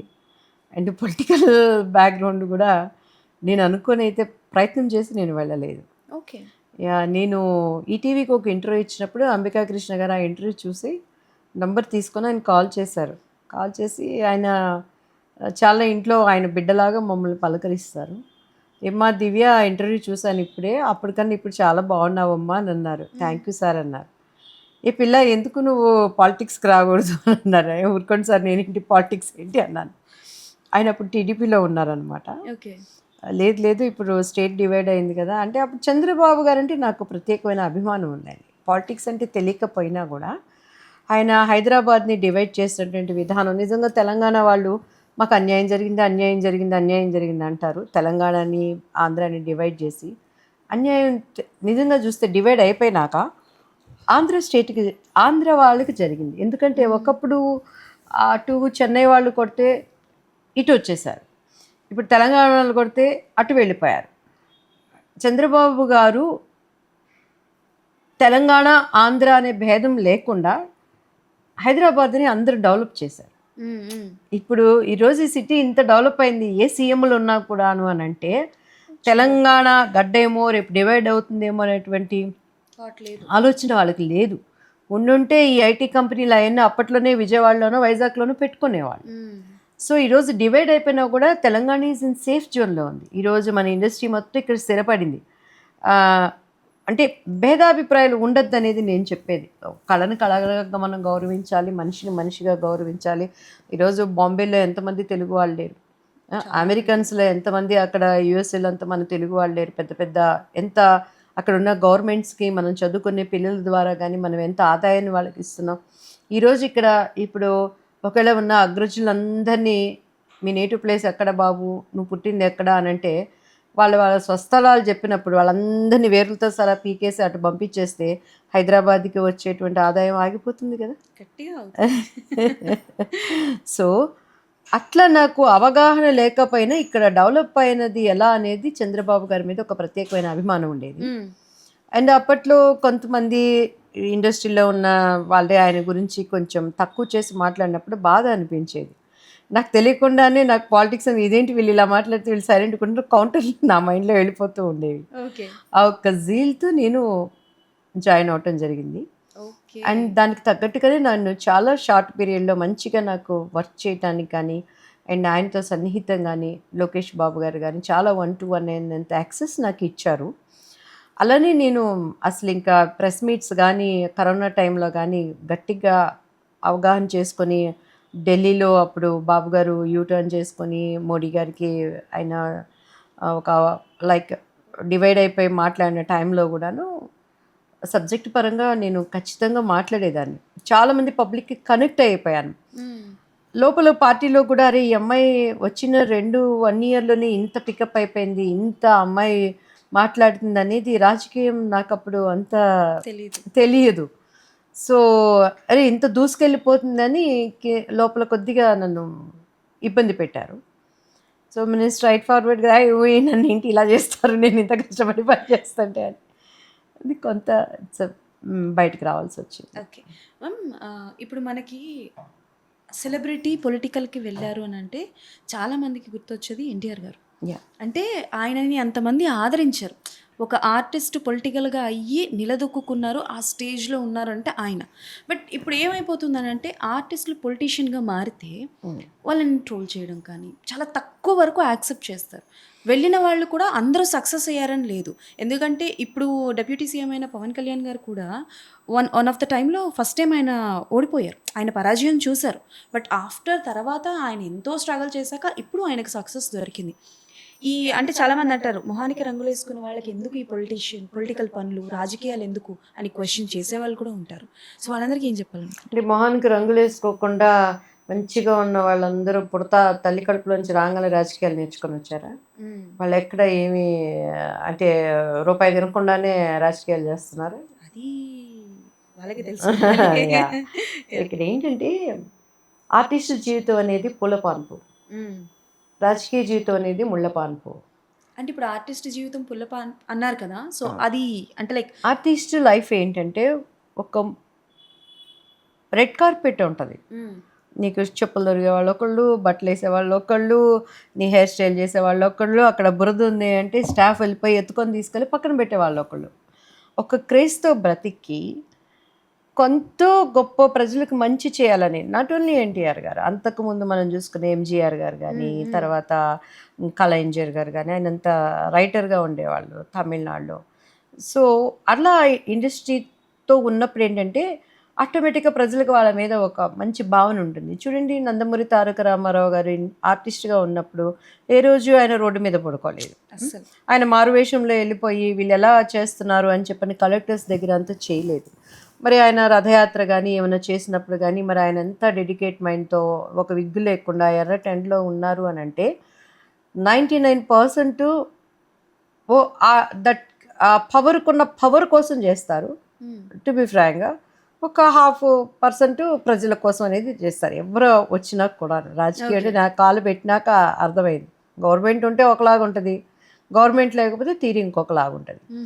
సో అలానే కొంతమంది ఒక కసి, పవన్ కళ్యాణ్ గారికి ఎందుకు నేను పొలిటికల్ స్టార్ అవ్వాలనే కసి వచ్చింది అని అంటే కొన్ని ఆయన బిట్టర్ ఎక్స్పీరియన్స్ ఇక్కడ తిన్నారు. పరిటాల గారి విషయంలో కానీ, అప్పటి ప్రాపర్టీ విషయంలో కానీ, మనం ఎంత ఆర్టిస్టులు అయినా కూడాను పవర్కున్న పవర్ ఇదా అనేది అర్థమైపోయింది ఆయనకి. సో దాంతోపాటు జరుగుతున్న సంఘటనలు ప్రజలకు మనం మంచి చేయాలనే భావన కొంత ఉంటుంది. మెయిన్ కసి ఏది ఉంటుంది, నువ్వు ఒక పొలిటికల్ లీడర్గా ఉండి నన్ను ఇది చేశాను, నేను చెప్పేది 100% ట్రూత్ అండి, ఇది కవర్ చేయడానికి లేదు. సో అలా ఆయన మరి అటు అలా అన్నయ్య మెగాస్టార్గా ఉన్నా అండ్ కుటుంబం మొత్తం ఇండస్ట్రీలో ఉన్నా కూడా మళ్ళీ ప్రజల మధ్యలో నుంచి ఈసారి డిప్యూటీ రావాలంటే ఎన్ని సంవత్సరాలు పట్టింది. ఎందుకంటే అవతల పొలిటీషియన్ అంత గట్టి కాంపిటీషన్ ఉంది. సో ఇటు టీడీపీ కానీ అండ్ వైఎస్ఆర్సీపీ కానీ, సో ఆ కాంపిటీషన్లో కొట్టుకొని రావటానికి మళ్ళీ ఆయన టైఅప్ అయ్యారు వీళ్ళతో. సో పొలిటికల్ వే అంతా ఎటు వెళ్తే అటు అలా ప్రజలు కూడా ఏమైపోయారని ఏంటండి, మనకి ఈరోజు ఇది దొరికితే చాలు, వాడు వచ్చి ఏం చేస్తాడు, వీడు వచ్చి ఏం చేస్తాడు, ఒలగబెడతాడు అనే స్థితికి వెళ్ళిపోతున్నారు. సో అట్లా ఇండస్ట్రీ కానీ ఆర్టిస్టులకి ఒక గుర్తింపుని తీసుకురావడానికి, ఆర్టిస్టుల లైఫ్ ఏంటంటే ప్రజలు ఎక్కువగా వాళ్ళకి కనెక్ట్ అయిపోయి ఉంటారు. జయసుధ గారు వచ్చారు, చాలామంది జయప్రద గారు వచ్చారు. సో ఎంతమంది గ్రౌండ్ లెవెల్కి వెళ్ళి ప్రజల కోసం నిలబడుతున్నారు అనేది మెయిన్. అండ్ రాజకీయం అంటే ఇక మొత్తం ప్రజల కోసం మనం ఇచ్చేసి వెళ్ళిపోవాలి. అలా కాకుండా మనకి ఒక బ్యాక్ బోన్గా ఒకళ్ళు నిలబడి అక్కడ కూడాను ఒక గాడ్ ఫాదర్గా ఉండి అన్నీ వడ్డించిన ఇస్తర్లాగా రావటం సెకండ్ కేటగిరీ. సో నేనైతే ఫస్ట్ కేటగిరీలోనే నేను పనిచేశాను టీడీపీలో. చాలా బాధ అనిపించింది అనమాట. బాబు గారు కొంత అపార్థం చేసుకోవడానికి కింద ఉన్న వాళ్ళు చెప్పింది ఆయన వినకుండా ఆయన రాజకీయ అపరచాణిక్యుడు అంటారు, కష్టపడి పనిచేసిన వాళ్ళు ఎవరు అండ్ ఆయన అనుభవానికి మనిషిని చూస్తేనే చెప్పేయగలరు. తర్వాత వాళ్ళకి అర్థమైంది, అమ్మాయికి ఇంత ఇబ్బంది పెట్టారు లోపల అని చెప్పనేది. ఎనీహౌ ఆయన మళ్ళీ ఆ తర్వాత నన్ను జగన్ గారు పిలవటం జరిగింది, బీజేపీ వాళ్ళు ఇన్వయ్యా ఇమ్మీడియట్గా అక్కడ నుంచే మళ్ళీ పార్టీ ఆఫీస్ నుంచి ప్రెస్ మీట్ అయ్యి బయటికి రాగలే మొత్తం అందరూ వెహికల్స్ పెట్టుకొని అటు ఇటు అందరం మాట్లాడింది. But I will take time అండి నాకు, ఎందుకంటే నేను డబ్బుల కోసమనో ఇది కాకపోతే అది, అది కాకపోతే ఇది అని నేను ఎప్పుడు పదవుల కోసం చేయలేదు. కొన్ని మనం మాట్లాడినవి హార్ట్ఫుల్గా మనం మాట్లాడాము, రేపు ఇలా కాదు అలా అన్నప్పుడు నేను అంత తొందరగా నేను చేయలేననే ఉద్దేశంతో కొంత టైం తీసుకోవడం జరిగింది. Okay. And me straight forward మాట్లాడడం వల్ల మీకేమైనా డ్యామేజ్ జరిగిందని ఎప్పుడైనా అనుకున్నారా? ఎవరి యథార్థవాది లోక విరోధి. Okay. The most painful situation ma'am. అంటే మీరు ఈ స్ట్రెయిట్ ఫార్వర్డ్ నేను మాట్లాడకుండా ఉండుంటే, ఆ క్షణం ఆగిపోయి ఉండుంటే మేబీ ఇది జరగకుండా ఉండేదేమో అని అనుకున్న సిట్యుయేషన్ ఏదైనా మీ లైఫ్‌లో? ఉందండి, చాలా ఎవ్రీ మినిట్ ఉంటుంది. నాకు ఎవరైనా మాటల్లో కానీ ప్రవర్తనలో కానీ కొద్దిగా కల్మషం ఉందన్న వాళ్ళతో నేను మాట్లాడను. ఎలా తెలుస్తుంది మ్యామ్ మీకు? అంటే ఇప్పుడు ఎగ్జాంపుల్ మా వైఫ్ అండ్ హస్బెండే చెప్తాను. ఆ, ఇప్పుడు మా హస్బెండ్ ఎక్కడున్నా, ఆయన ఏ పార్టీల్లో ఉన్నా, ఏ ఫంక్షన్లో ఉన్నా మన కోసం అనేది ఒక ప్రాణం ఉన్నది, మన కోసం ఎదురు చూస్తారు, ఒక వ్యక్తిత్వం ఉంది, ప్రేమ అభిమానం ఉన్నా తెలుస్తుంది. తెలిసినప్పుడు నవ్వే సిచ్యువేషన్స్ అంతా ఉన్నాయి. నీ ఫోన్ సడన్గా స్విచ్ ఆఫ్ అయిపోయి 24 గంటలు ఫోన్ కనెక్టివ్ లేదనుకోండి, మనం ఏమనుకుంటాం డిఫరెంట్ మేబీ అది ఛార్జింగ్ అయిపోయినా పక్కన వాళ్ళ నంబర్లు ఉంటాయి కదా, చేయొచ్చు ఇలా ఛార్జ్ అయిపోయిందమ్మా అని. అలా కొంచెం ఇవ్వలేనప్పుడు నేను ఎమ్మటే వెళ్ళిపోయి మనసులో ఆ కష్టం పెట్టుకుని వెళ్ళి కలిసి మాట్లాడలేదు. ఆ భావన అంతా 100 పెళ్లి పుస్తకాలకు సరిగా దాన్ని టార్చర్ చూపిస్తాను. ఓకే. ఆ టార్చర్ అంతా చూపిస్తాను. నా ఫోన్ ఎత్తను, మాట్లాడను, అలుగుతాను. ఆ బాధ నీకు కూడా తెలియాలి అనే ఒక అక్కసైతే ఉంటుంది నాకు. మారిందా మ్యామ్? ఇప్పుడు మారిందా? జనరల్గా నాట్ ఓన్లీ ఎగ్జాంపుల్ చెప్తున్నాను. ఓకే. అలా కొంతమంది ఫ్రెండ్స్ ఉంటారు. అంటే నాకు ఫస్ట్లో తెలిసేది కాదు వీళ్ళు మనసులో ఏం పెట్టుకొని మాట్లాడుతున్నారు, ఏది చెప్పినా నమ్మేసేదాన్ని. అనుభవాలు మనకి నేర్పిస్తున్నప్పుడు అవతల వాళ్ళు ఒక మాట మళ్ళీ ఓ ఇది వ్యాపార రీత్యానా, ఓ ఈ మాటలే అర్థం ఉందో తెలిసినప్పుడు స్ట్రైట్ ఫార్వర్డ్ చెప్తాను. నచ్చితే నచ్చింది, నచ్చకపోతే నచ్చలేదు. That's all. అది ఎవరైనా కానీ. ఓకే. ఇది మాట్లాడేది మీరు ఈ భావంతో నువ్వు మాట్లాడుతున్నావు కదా, ఎందుకు నా దగ్గర అలా ఉంటే మంచిగా ఉండి, లేకపోతే లైఫ్ నీది మంది అంతే. అలా స్ట్రైట్గా చెప్పేస్తాను ఏదైనా కూడా. ఓకే. అంటే మరి అమ్మగారు ఏమనేవారు మ్యామ్? అంటే ఈ స్ట్రెయిట్ ఫార్వర్డ్ జనరల్‌గా మనకి పెద్దవాళ్ళే చెప్తారు, కొంచెం మార్చుకుంటే మనకి మంచి మా అవుతుంది. అమ్మగారు మార్చుకొని చెప్పటం కాదు, పక్కకు పిలిచి మొట్టికాయలు కూడా వేసేవాళ్ళు. ఓహో! దెబ్బలు కూడా పడేవన్నమాట. చాలా మంచిగా పిలిచేవాళ్ళు, వాణి తల్లి డ్రామా అని. దగ్గరికి పెళ్ళి మంది ఇలా ఒకటి మొట్టికాయ మొట్టి అలా అంతా చెప్పకూడదు ఏంటి ఇలాంటిది ముందు ఉంటే కదా నేను చెప్పాను, ఎందుకు ఆ కాసేపు బాధపడే అలా కొడతారేమో భయంతో ఉండేదాన్ని, కానీ ఆ స్వభావం వచ్చి రాలేదు నాకు. ఓకే. ఆర్టిస్ట్ ఒక్కటే ఇంట్రెస్ట్ ఉండేదా? అంటే లైక్ మీరు ఏది అవుదామని అనుకుని రాలేదు. పొలిటికల్‌గా కూడా వెళ్లారు. బట్ పొలిటికల్‌గా వెళ్ళిన తర్వాత రిగ్రెట్ ఫీల్ అయిన సిట్యుయేషన్ ఉందా మ్యామ్? అంటే లైక్ మీరు బయటకు వచ్చేసిన తర్వాత కాదు, ఈ through out the journey like ఏదైనా ప్రెస్ మీట్స్‌లో అయినప్పుడు కావచ్చు, మీ గురించి మాట్లాడే వాళ్ళు కూడా ఉంటారు, ఇప్పుడు ఆపోజిట్ పర్సన్స్. సో అప్పుడు రిగ్రెట్ ఫీల్ అయింది ఏదైనా ఉందా? Do you ever regret yourself? బాధ అనిపించింది, స్టార్టింగ్లో చాలా బాధ అనిపించింది. ఏంటి వీళ్ళు నేను కాంది ఎందుకు మాట్లాడతాను, మళ్ళీ వాళ్ళకి కౌంటర్ ఇస్తే మనసుకు కొద్దిగా కుదుట పడేది ఎమ్మటే నేను ఇది కాదు అని. కానీ పాలిటిక్స్ లోపలికి వెళ్ళి చూసినాక నిజంగా ప్రజలు ఎంత అమాయకపు గొర్రెలు పాపం అనిపించింది.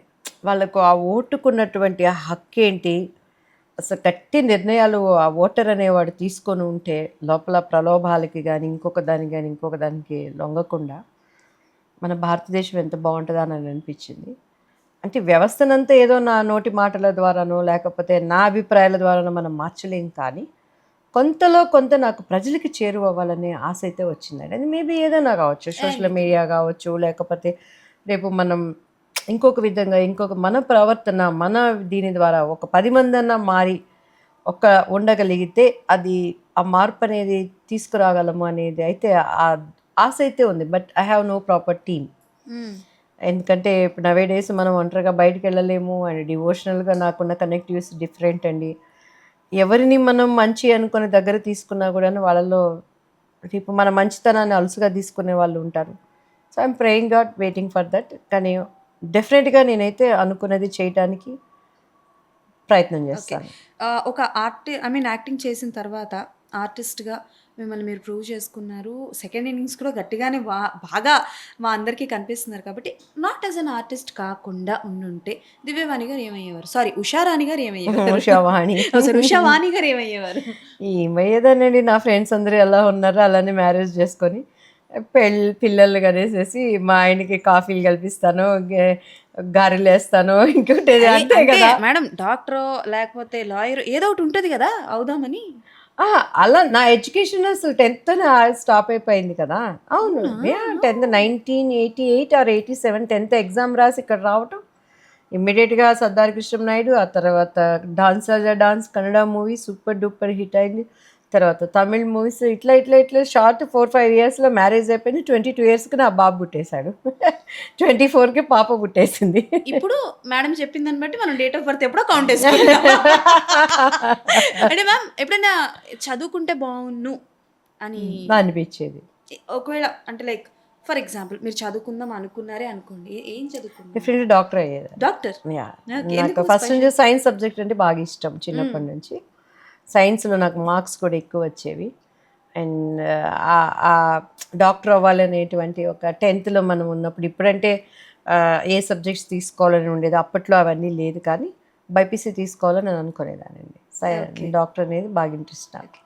ఇప్పుడు అంటే అప్పట్లో అంటే సినిమా మధ్యలో రొమాన్స్ ఉండేది, ఇప్పుడు రొమాన్స్ మధ్యలో సినిమాలు వస్తున్నాయి. అంటే విత్ ఫ్యామిలీతో చూడలేకపోతున్నారు ఎవరు కూడా. విత్ ఫ్యామిలీ వరకు ఎందుకు, అన్నా చెల్లెలు కూడా కూర్చొని సినిమాలు చూడలేకపోతున్నారు. అంటే మీరు సెకండ్ ఇన్నింగ్ స్టార్ట్ చేసిన తర్వాత ఏదైనా ఇలాంటి ఒక ప్రాజెక్ట్ విన్నారంటే లైక్ నేను ఇప్పుడు మెన్షన్ చేసినట్టు రొమాన్స్ మధ్యలో సినిమా అనేది, అలాంటిది ఏదైనా విని మీరు స్ట్రైట్ ఫార్వర్డ్గా నో చెప్పింది, అది రిలీజ్ అయిన తర్వాత? నాకు అట్లా సబ్జెక్ట్స్ ఏమి నా దగ్గరికి రాలేదు అసలు. అంటే నా సిస్టము నేను డిఫరెంట్, అందరికీ తెలుసు కాబట్టి. నేను ఏటీఎం చేశాను, దాంట్లో ఒక రౌడీ ఇన్స్పెక్టర్ క్యారెక్టర్గా చేశాను. మంచి మా డైరెక్టర్ రైటర్స్ అందరూ బాపు బొమ్మ ఇలా కూడా ఉంటుందని. మధ్యలో వీరా చేశాను, భిక్షు యాదవ్ ఒక వైఫ్గా, తెలంగాణ ఒక పవర్ఫుల్ లేడీగా. సో అట్లనే. కానీ దిస్ ఈజ్ బిజినెస్ అండి, పక్కా బిజినెస్. ఒక స్టోరీ ప్రిపేర్ అవుతారు, అన్ని స్టోరీలు సీతారాముల కళ్యాణం లాగానే పెళ్లి పుస్తకం లాగా ఉండాలంటే కుదరదు కదా. సో ఆ సబ్జెక్ట్స్ తీసుకెళ్ళాలి. ఇప్పుడు మన విరాట పర్వం చూసాము, సాయి పల్లవి చేసింది, నక్సలైట్ క్యారెక్టరు. అమ్మాయి ఫిదాలో కానీ తను చాలా కట్టుబాట్లతో కానీ ఫంక్షన్స్ కానీ ఎక్కడున్నా కూడా మంచిగా వర్క్ చేసే, లైక్ ఆడదానికి ఒక సాదృశ్యంగా చేస్తే. కానీ విరాట పర్వంలో అమ్మాయి నక్సలైట్ వచ్చి తను ఒళ్ళు పట్టుకోవాలి అని అన్నప్పుడు తను అంగీకరించి చేసింది ఆ క్యారెక్టర్. ఆ క్యారెక్టర్కి న్యాయం చేసే వరకు చూస్తాం. ఉన్నప్పుడే యువతలు చూసే ప్రేక్షకులు అమ్మో నక్సలైట్లు ఇట్లా ఉంటారా, ఎత్తుకెళ్ళిపోతే ఇలా చేస్తారా అని ఆ క్రియేటివ్లోకి మనం వెళ్ళిపోతాం. సో అంతేగాని ఇప్పుడు ఇది చేసేసారని సాయి పల్లవి చెడ్డది కాదు, రేపు అమ్మాయికి పెళ్ళి అయిపోయినాక వాళ్ళ మొగుడు వచ్చేసేసి నువ్వు విరాట పర్వంలో ఇలా చేసావు, వాళ్ళు వచ్చి నీ పొట్ట పట్టుకున్నారు, నీ బొడ్డు కనపడిందంటే ఆర్టిస్ట్ అందరూ సూసైడ్ చేసుకొని చచ్చిపోవాలి కదా. సో నటన ఈజ్ నటన, యాక్టింగ్ ఈజ్ యాక్టింగ్. సో అలా ప్రొడ్యూసర్స్ అనేవాళ్ళు స్టోరీని బట్టి వాళ్ళు క్రియేటివిటీ చేసుకుని ఇష్టమైన వాళ్ళు చేస్తారు. మమైతా గాన సాంగ్ చేసింది, అదే మరి సమంత తన మ్యారేజ్ అయిపోయినాక ఊ అంటావా చేసింది. సో అది ఫ్యామిలీ వాళ్ళకి ఇష్టం ఉందా లేదా, ఆ క్యారెక్టర్ తనకు నచ్చింది, ఆర్టిస్ట్గా తను చేయాలనుకుంది, చేసింది. సో దానిని బట్టి సమంత చెడ్డది కాదు, మమిత కన్నా మంచిదని కాదు, అలానే ప్రొడ్యూసర్స్ వేరే అని మనం అనుకోలేము. సో ఆ క్యారెక్టర్కి నచ్చి మనం ఇష్టమైతే చేసుకునే శక్తి మన కుటుంబీకులందరూ ఒప్పుకొని ఎస్ అమ్మ చేస్తే పర్వాలేదు. ఇప్పుడు అలానే అమలా గారు ఉన్నారు, ఆఫ్టర్ మ్యారేజ్ మళ్ళీ ఇండస్ట్రీని చూడలేదు. అట్లా ఒక అండర్స్టాండింగ్స్ మనం ఇండస్ట్రీలో కూడా ఇది తప్పు, దీనిని ఆదరించిన ప్రేక్షకులు ఉన్నారు, దానిని ఆదరించిన ప్రేక్షకులు ఉన్నారు. నాకు ఎప్పటికీ అర్థం కాదు ఏంటి అని అంటే, హీరోయిన్స్కి మాత్రమే లైఫ్ స్పాన్ ఉంటుంది, చాలా తక్కువ ఉంటుంది. అంటే హీరోస్కి లైఫ్ స్పాన్ వేరే లెవెల్. ఇప్పుడు ఎందుకంటే ఒక 60+ ఉన్న హీరోస్ అయినా 50+ ఉన్న హీరోస్ అయినా జనాలు ఇంకా యాక్సెప్ట్ చేస్తున్నారు యాజ్ అన్ హీరోస్గా. బట్ హీరోయిన్స్కి మాత్రం వన్స్ పెళ్ళైపోయింది అనగానే they are not ready to accept చేయడానికి చాలా తక్కువగా చేస్తున్నారు. అంటే లైక్ ఎప్పుడైనా as a heroine point of వ్యూలో మీరు ఇది ఆలోచించారా? మీకు ఎప్పుడైనా మీరు ఈ థాట్ ప్రాసెస్లో ఆలోచిస్తే ఏమనిపిస్తుంది? అంటే అప్పట్లో మూవీస్ అన్నీ కూడా హీరోనే 4 పిల్లర్గా ఉండేవాడు, హీరోయిన్ క్యారెక్టర్ తక్కువ ఉండేది, హీరోయిన్ ఓరియంటెడ్ తక్కువ. లైక్ ఆశయం కానీ కర్తవ్యం కానీ ఆమె అదృష్టం, ఆమె కోసమని కొంతమంది మనుషులు ఆ క్యారెక్టర్స్ని మనం సృష్టించి క్రియేట్ చేశారు. అలా విజయశాంతి గారి లాగా అందరికీ పడలేదు క్యారెక్టర్స్, ఆర్టిస్టులు కానీ తనకు ఇప్పుడు కృష్ణ గారు, టి కృష్ణ గారు ఆమె కోసమే ఆ క్యారెక్టర్స్ని క్రియేట్ చేశారు. అలానే చాలామంది ఇప్పుడు భానుప్రియ గారు కానీ, సుహాసిని గారు కానీ చేసినాక ఆఫ్టర్ మ్యారేజ్ కూడా అడపాదడపా చేస్తున్నారు. కానీ మన కుటుంబంలో హీరో ఎవరంటే తండ్రే, మగ వ్యక్తే ఉంటాడు. అలానే ఆ మూవీస్ కూడా మనం అలానే ఉన్నాయి. అలా కాకపోయినా ఇప్పుడు నార్త్‌గాలో మనం చూసుకుంటే హేమమాలిని గారు గానీ, జయా బచ్చన్ గారు గానీ, ఇప్పుడు పెళ్ళై కూడా చేసేవాళ్ళు చాలామంది ఉన్నారు. చాలామంది మ్యారేజ్ అయిపోయినా కూడా వర్క్ చేస్తున్నారు. ట్రెండ్ మారింది కాబట్టి జనరల్‌గా అది కొద్దిగా బాధ అనిపిస్తది. రిలాక్స్ అయిపోయినాక ఆడవాళ్ళని ఇంకా ఏం చూస్తాంలే, అప్పుడంటే అట్లా ఉండేవాళ్ళు. పిల్లలు పుట్టేసినాక ఇంకేముంటది ఆర్టిస్ట్ దగ్గర అనేది మన వాళ్ళు కూడా ఆ కేర్‌లెస్‌నెస్ వచ్చేస్తదండి. కానీ శారద ఆంటీ ఉన్నారు. 'ఊర్వశి' సినిమా దగ్గర నుంచి, ఆ జనరేషన్ దగ్గర నుంచి మళ్ళీ మొన్న ప్రభాస్ గారితో చేసే వరకు కూడా నెట్టుకొని వచ్చారు. That is plan. ఆ ప్లాన్ కానీ, క్యారెక్టర్ సెలెక్ట్ చేసుకోవటం కానీ, అది ఉన్నప్పుడు డెఫినెట్గా అదృష్టం ఉండాలి. ఓకే. అటువంటి క్యారెక్టర్స్ తగలాలి. పడితే ఎవరు చేయమని అని అనరుగా. ఒక క్యారెక్టర్ వచ్చేలోపు దాని చుట్టూ 100 గద్దలు ఉంటాయి. ఆ గద్దలన్నిటిని తప్పించుకొని ప్రొటెక్ట్ చేసుకుంటూ వెళ్ళి అవి దొరికి వాటిని పండించగలిగే సక్సెస్ అయిందనుకో, ఒక్క సక్సెస్ అయిందంటే 10 మూవీస్ వస్తాయి. ఒక్క ఫ్లాప్ అయిందంటే మళ్ళీ 10 మూవీస్ వెనక్కి వెళ్తాయి. This is all game show. Game show, అదృష్టము అండ్ అన్నీ మనకు కలిసి వస్తేనే నిలబడగలం. ఓకే. మీ మూవీ కెరియర్స్‌లో ఇప్పటివరకు హిట్సే, మేము చాలా వరకు చూసినవి హిట్సే. బట్ మీరు హిట్ అవుతుంది అనుకోని జనాలు ఆదరించకుండా ఫ్లాప్ అయినవి కానీ, యావరేజ్ అయిన సినిమాలు ఏమైనా ఉన్నాయా? పెళ్లి కొడుకు. పెళ్లి కొడుకు అప్పట్లో అది బంగారు పిచ్చుక. అండ్ చంద్రమోహన్ గారు, అమ్మ విజయ నిర్మల గారు చేశారు. అప్పుడు అది బాపురమణ గారి మూవీనే. ఓకే. అండ్ ఇది మన మిస్టర్ పెళ్ళం తర్వాత నా కోసమనే ఆ మూవీ వాళ్ళు క్రియేట్ చేశారనమాట. సేమ్ స్టోరీ తీసుకొచ్చారు. మంచిగా సక్సెస్ అవుతుందని అనుకున్నాము. బట్ అది అంతగా ప్రేక్షకులు ఆదరించలేకపోయారు. అది ఒక బాధ అనిపిస్తుంది. ఓకే. అమ్మకి చెప్పకుండా ఎప్పుడైనా ఏదైనా పని అంటే ఫ్రమ్ ఇండస్ట్రీ టైప్ నుంచి కావచ్చు, ఎప్పుడైనా ఏదైనా పని చేయడం లాంటిది జరిగిందా అమ్మకి చెప్పకుండా? తక్కువే. అండ్ తక్కువే అంటే ఒకటో రెండో ఉండుంటాయి. ఉంటాయి. మమ్మీ చెప్పకుండా అంటే ఉంటాయి. ఆల్ సీక్రెట్స్ చెప్పం. చెప్పకూడదా? అయ్యయ్యో! అంటే మీకు ఫ్యాన్ బేస్ వేరే లెవెల్‌లో ఉంటది. ఇప్పటికి కూడా మీ పెళ్లి పుస్తకం టైంలో ఉన్న వివేవాణి గారికి వేరే లెవెల్ ఫ్యాన్స్ ఉంటారు. లవ్ లెటర్స్ ఎప్పుడైనా వచ్చాయమ్మా? అంత సీన్ లేదండి మన దగ్గర. అసలు పెళ్లి పుస్తకం చూసి వచ్చినాయి. రక్తంతో రాసి ఆయన్ని రక్తంతోనే? నేను అడవిలో అర్ధరాత్రి అని కేఎస్ఆర్ దాస్ గారిది ఒక మూవీ చేశాను. చాలా చిన్న అమ్మాయిని. కన్నడ విష్ణువర్ధన్ గారి బావమరిది అందులో హీరోగా చేశాడు, శశివర్ధన్ అని. చనిపోయారు తను. అసలు అబ్బాయి అయితే ఆ మూవీ చేసినప్పుడు మ్యారేజ్ చేసుకుంటామండి అని డైరెక్ట్ మా మమ్మీ వాళ్ళతోనే మాట్లాడారు. ఇది అమ్మాయి చిన్నమ్మాయి, ఇండస్ట్రీకి మేము చాలా ఆశతో తీసుకొచ్చాము, మా నాన్నగారు ఉన్నారు అప్పుడు. సో అట్లా ఉండేది. కానీ ఇంకా లవ్లు ఫెయిల్యూర్లు అంత సీన్ లేదు మనకి. డైరెక్ట్ పెళ్ళే అంతే అయిపోయింది. అంటే అంత అవకాశం లేదు అను ఆ మైండ్ కూడా ఉండేది కాదు. ఎన్ని కాల్ షీట్స్ చేసేవారు? నేనైతే 3 షిఫ్ట్స్ అండి. ఒక్కొక్కసారి అయితే నేను ఒకటి తమిళ్ మూవీ గౌరమ్మ అని చేశాను. అదైతే అసలు డే అండ్ నైట్. అది కొంచెం డ్రాక్యులా మూవీ అనమాట. అసలు ఒక 10-15 డేస్ అయితే డైలీ నైట్ షూటింగ్సే జరిగేది. మార్నింగ్ 7-8కి ఇంటికి వెళ్ళేవాళ్ళం అప్పట్లో. సో అట్లా వర్క్ అంటే ఇంకా నాన్ స్టాప్ వెళ్ళిపోతా ఉండే. ఒక్కొక్క ఆర్టిస్ట్‌కి ఒక్కొక్క విషయంలో డబ్బు ఖర్చు పెట్టడం చాలా ఇంట్రెస్ట్ ఉంటుంది. కొంతమందికి మేకప్ కావచ్చు, కొంతమందికి కాస్ట్యూమ్స్ కావచ్చు, కొంతమందికి కార్స్, బైక్స్ కావచ్చు. అలా దివ్యవాణి గారికి ఏంటి బాగా అంటే అది ఆ పదం కరెక్టో కాదో నాకు తెలియదు కానీ వ్యసనం అంటారు కదా! ఇది కొనాలి నేను. ఇవాళ డబ్బు సంపాదించానంటే ఓకే ఇందులో ఇంత దీనికి పెడదాం అని. అలా ఏంటి ఎక్కువగా కొనుక్కునేవారు? నేను ఎక్కువ హెల్త్‌కి సంబంధించి ఎక్కువ ఎక్స్‌పెన్సివ్ పెడతాను.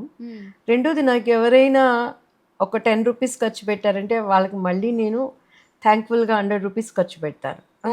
నాకు అలా అలవాటైపోయింది. ఎవరైనా నాకు ఏదన్నా చేశారని అంటే కృతజ్ఞతగా అగైన్ దాన్ని రిటర్న్ ఇమ్మీడియట్‌గా చేసే వరకు నాకు మనసు ఇది ఉండదు. అదే వాళ్ళు మనకి ఇచ్చేసారే చచ్చా మనం రుణం పెట్టుకోకూడదు, తిరిగి ఇచ్చేయాలనే మైండ్తో ఉంటాను. ఓకే. అండ్ ఎక్కువ కిచెన్కి ఇంట్లోకి సంబంధించినవి ఎక్కువ ఇష్టపడతాను కొనుక్కోవటానికి. బాగా వండుతారనుకుంటా. పర్లేదు, నాట్ బ్యాడ్. ఓకే. అలా కాదు కానీ ఈ వస్తువు మనకి లేదు అందుబాటులో అనేది లేకుండా వాటి కోసం అంటే ఎంతనా పెట్టేస్తాను. మీరు ఈ మధ్య కాలంలో కాస్ట్లీయెస్ట్ కిచెన్ ఐటమ్ కొన్నది ఏంటండి?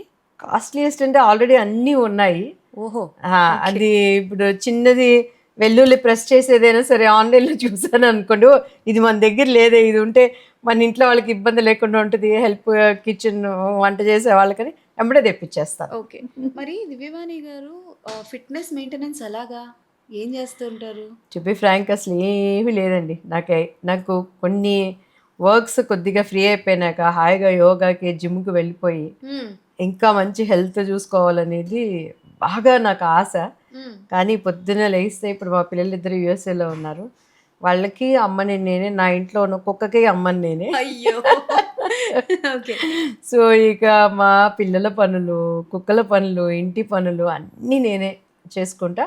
ఇటు కాన్సంట్రేషన్ అయితే చేయలేకపోతున్నాను. హ్మ్. బట్ దేవుడి దయని బట్టి అలా వెళ్ళిపోతుంది హెల్త్. బట్ డెఫినెట్‌గా I have to spend some time to my health. Okay. మీరు బాగా ఇష్టంగా తినే ఫుడ్ ఏంటి? ఫుడ్ అంటేనే నాకిష్టం. ఆహా! మనమందరం ఒకటే కేటగిరీకి చెందిన వాళ్ళమండి. బట్ అంటే లైక్ 300 ఎక్కువ నాకు రోటి పచ్చళ్ళంటే బాగా ఇష్టం. నెక్స్ట్ టైమ్ ప్లాన్ చేద్దాం. రోటి పచ్చడి తీసుకొని ఎళ్దాం నా ఇంటికి. ఓకే. నేనిప్పుడు గూడా ఎంత నాన్ వెజ్ ఉన్నా, ఏదున్నా కూడాను, ఇప్పుడు షూటింగ్ వర్క్స్ ఉన్నా గూడాను ఈ కారప్పొడులు అవన్నీ పెట్టుకుంటాను. హ్మ్. అండ్ స్టార్ హోటల్స్ కాదు, బఫే కాదు, యూఎస్ఏ వెళ్ళినా కూడా అక్కడ మొత్తం తిన్నా కూడా ఇంటికి వచ్చి అంత కారపొడి, నెయ్యి, ఆ రోటి పచ్చడితో ఒక్కటి తింటే అప్పుడు భోంచేసాను అనే ఫీలింగ్ ఉంటుంది. ఓకే. నేను డైట్ గీట్ అని ఆరోగ్యం నా చిన్న వయసు నుంచి అదే అయిపోయింది. ఓహో, ఇంకా అసలు జీరో సైజ్ ఉండాలని చేయనైతే చెయ్యనండి. ఏది తినాలనిపిస్తే అది తినేస్తాను. అంటే అప్పట్లో చేసేవారా మ్యామ్? డైట్ అది చేసేవారా? అమ్మ!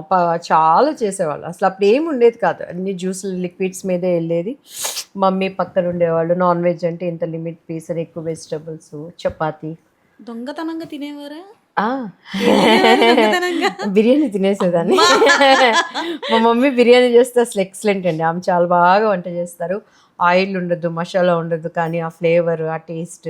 హ్మ్. అండ్ మా సిస్టర్ కూడా బాగా కుక్ చేస్తారు. ఆ అమ్మాయి తినొద్దు, తినొద్దు అనేవాళ్ళు. బిర్యానీ అంటే మనకు బాగా ఇష్టం. మా మమ్మీ వాకింగ్‌కి వెళ్ళిపోయిందంటే మా ఇంట్లో హెల్పర్స్ ఉండేవాళ్ళు. వాళ్ళని అడిగేవాళ్ళం, "మమ్మీ వెళ్ళిపోయిందా వాకింగ్ అంటే?" "వెళ్ళిపోయింది అక్క" అనేవాళ్ళు. అయిపోయి. టక టక టక టక తినేసి సైలెంట్ అయిపోయేదాన్ని. అయితే దానికి తగ్గట్టు మళ్ళీ ఎక్సర్సైజ్ చేయాలి. ఇవాళ 500 కొట్టావా, 1000 కొట్టావా, 1500 స్కిప్పింగ్ ఆడు. ఇట్లా ఉండేది. అది కొద్దిగా అప్పుడు బద్ధకం కదా. ఎప్పుడైనా దొరికిపోయారా అండి తిన్న తర్వాత? చాలా సార్లు. పడ్డాయా? ఎలా చేత్తోనే కొడతారా? లేకపోతే ఏమైనా కర్ర అలాంటివి? మా అమ్మగారు ఎక్కువ పప్పుగుత్తి. పప్పు గుత్తి. హ్మ్. ఎంత గట్టిగ తగిలిద్ది మేడం. పప్పుగుత్తి వెనక్కి తిప్పి గిలకల మీద వేసేవాళ్ళు. అయ్యయ్యో! అది తగలక ముందే మేము అరిచేసేవాళ్ళం. ఓ అమ్మ, అమ్మ, అబ్బా, అబ్బా అని యాక్ట్ చేసేవాళ్ళం. బయట ఎంత పెద్ద హీరోయిన్ ఇంట్లో పప్పు గుత్తితో కొడతారా? ఏంటి అంటే ఏంటి, ఇందిరాగాంధీ దేశానికి ప్రధానమంత్రి, కానీ ఇంట్లో ఆమె ఆడదే కదా, తల్లి చాటు బిడ్డలే కదా. యాహ్! సో ఆ డిసిప్లిన్ అది ఉండబట్టి ఈరోజు మేము ఇంత ఉన్నా కూడా, ఇండస్ట్రీలో ఉన్నా కూడాను ఎటువంటి బ్యాడ్ హ్యాబిట్స్ లేకుండా, మందు పొందు విందులకి దూరంగా ఉంటూ ఈవెన్ ఎటువంటి ఈజీ లేకుండా ఉన్నామంటే ఆ డిసిప్లిన్, ఆ భయమే. యాహ్! That's true.